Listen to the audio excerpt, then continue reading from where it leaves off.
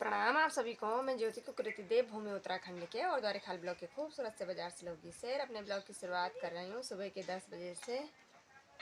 सिलोगी बाजार और चारों तरफ के नज़ारे रोज़ की तरफ शांत से बने हुए हैं और सभी लोग अपने अपने कामों में व्यस्त हो रखे होंगे। और आज मौसम सुंदर सा हो रखा है, सुहावना सा, ठंडी ठंडी हवा यहाँ पर चल रही है और तेज़ धूप के दर्शन भी हो रहे हैं। भाई काफ़ी सारे घरों में इस तरह से कपड़े भी सूख रहे हैं बाहर और मौसम कुछ इस तरह का हो रखा है। आसमान में कई कई बादल छा रखे हैं और कहीं नीला नीला आसमान दिखाई दे रहा है। तो सुंदर सा नज़ारा यहाँ से, खूबसूरत सा पहाड़ों का नज़ारा दिखाई दे रहा है।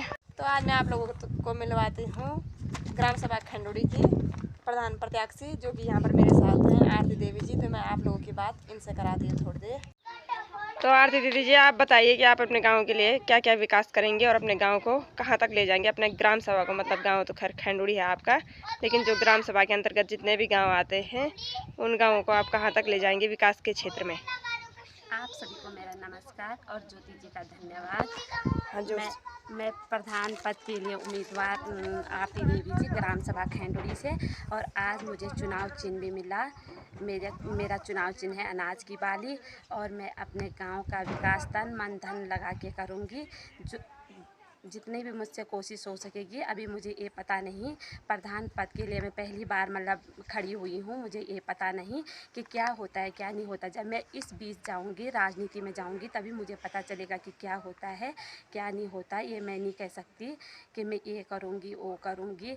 अगर जब मैं जाऊँगी तो जो भी कमियाँ होंगी तो मैं उसको पूरा करने की कोशिश करूँगी। हमारी ग्राम सभा खैंडुड़ी में ग्राम बन्नी, ग्राम मित्र ग्राम और ऐरड़ी, पैखेत, गड़बड़ेत ये आता है। हमारी ग्राम सभा में 3-4 गांव आते हैं और आप लोगों का सहयोग मुझे चाहिए, आप लोगों का आशीर्वाद चाहिए कि मैं इस प्रधान पद के लिए खड़ी हो रखी हूँ। तो आप लोगों का आशीर्वाद मुझे अगर भरपूर मिला, आप लोगों का सहयोग मिला तो सब कुछ अच्छा ही रहेगा।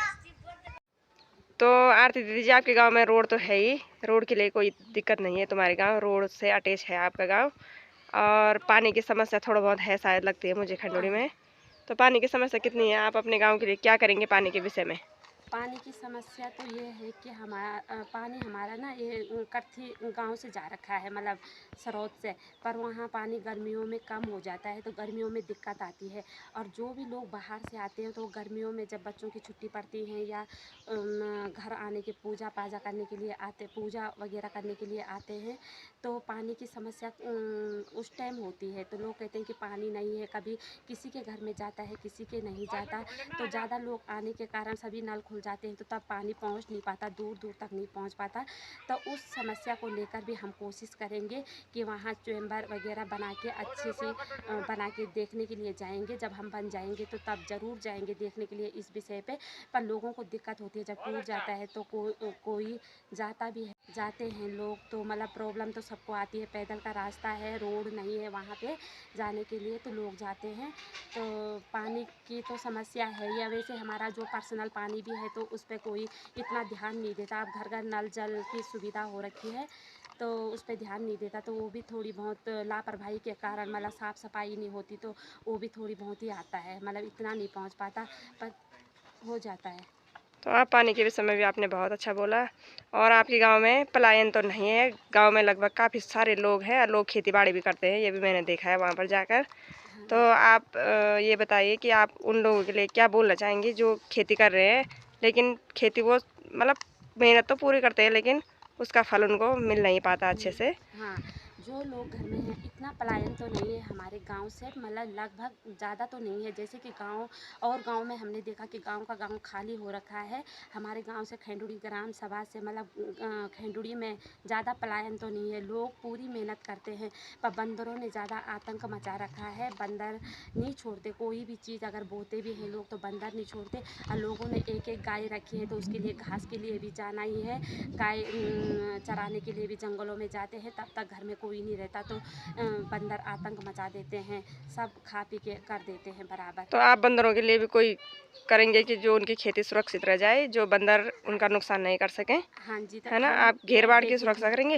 हाँ जी, तो ये देखेंगे कि घेर बाड़ की सुविधा आ जाए तो ज़रूर लोगों को इसका लाभ भी ज़रूर दिलाएंगे, क्योंकि जो लोग जो लेडीज़ घर में हैं तो उनको रोज़गार नहीं मिल पाता, तो अपनी खेती बाड़ी करते हैं, तो हम ऐसे कह रहे हैं कि हम उनके लिए ज़रूर ये सुविधा उपलब्ध करेंगे। बिल्कुल सही बात है, ये भी आपने सही बोला। और आपके गांव का विकास लगभग में से है ही, लेकिन जिस चीज़ से आपका गांव वंचित है, आप अपने गांव को उस विकास तक पहुंचाएंगी। आपकी बहुत अच्छी सोच है कि गांव में रोज़गार का साधन भी आपको ज़रूर लाना पड़ेगा और लोगों को गांव में ही रोज़गार देना पड़ेगा। जैसे कि मैं कोशिश करूँगी। हाँ, हाँ जी। ठीक है, कोशिश करनी है भाई, कोशिश करने से हाँ सब जी। कुछ सफलता होती है ना। हाँ जी। जब आपकी कोशिश रहेगी तो हाँ लोग जी। आपके साथ पूरा सपोर्ट करेंगे फिर आपको। सपोर्ट करेंगे। हाँ जी, और ठीक है, आप लोगों का सपोर्ट चाहिए मुझे, और आप लोग अगर मुझे सपोर्ट करेंगे तो मैं ज़रूर करूँगी, और ये तो आप बनने के बाद ही पता चलेगा, है ना? ठीक। धन्यवाद जी। तो आज की वीडियो को यहीं पर एंड कर लेती हूँ। आप लोगों को वीडियो पसंद आएगी तो लाइक करें, सब्सक्राइब करें, मेरे चैनल को अपने दोस्तों के साथ शेयर करें। जय देवभूमि, जय उत्तराखंड।